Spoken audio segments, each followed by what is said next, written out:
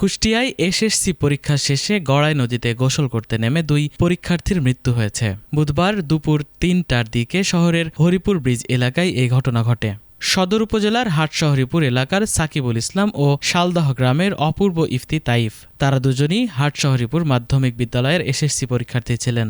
SSC পরীক্ষা দেওয়ার পরে একটা বাড়ি থানাপাড়া সম্ভবত, আর একটা হচ্ছে শালদহ গ্রামে। পরীক্ষা দেওয়ার পরে আমরা শুনছি ওরা নাকি নদীতে নামছে। তো নামার পরে ওরা দুইজন চূড়াবালিতে তলায় গেছিল। তো ওরা অনেক চেষ্টা করে 20 মিনিট ধরে চেষ্টা করার পরে উঠাইছে ওদের।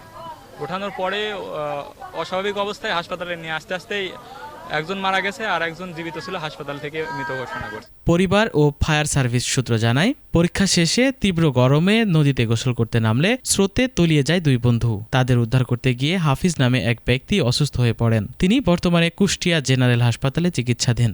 স্থানীয়রা দুই শিক্ষার্থীকে উদ্ধার করে হাসপাতালে নিলে চিকিৎসক তাদের মৃত ঘোষণা করেন। এ ঘটনায় পরিবার ও এলাকায় শোকের ছায়া নেমে এসেছে। ইয়াং ছেলেকে আমাদের হসপিটালে জরুরি বিভাগে নিয়ে আসছে অজ্ঞাত, মানে ওনাদের রিলেটিভ না, এরকম কিছু মানুষ, স্থানীয় কিছু লোকজন নিয়ে আসছে।